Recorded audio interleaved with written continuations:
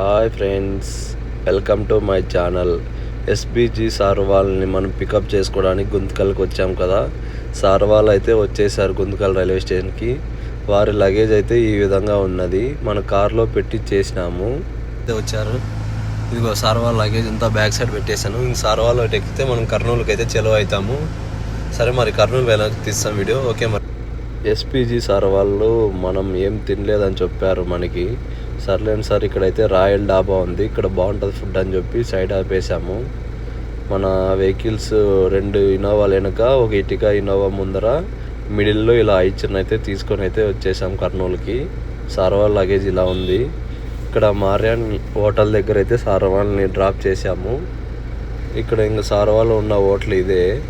మన వెహికల్లో లగేజ్ ఉంది కదా, మొత్తం మన 3 వెహికల్స్ పెట్టి లగేజ్ అంతా లోపలికి అయితే తీసుకునే మనమైతే సార్ వాళ్ళని హోటల్లోకి అయితే దింపినాము. మోరిహన్ హోటల్ కర్నూలులో ఫేమస్ పైన హోటల్. లోపలైతే ఇలా ఉంది.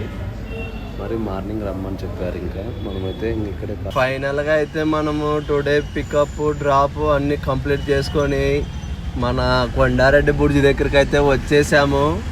అలా స్ట్రైట్ కనపడుతుంది చూడండి, అదే మన కొండారెడ్డి బుర్జు.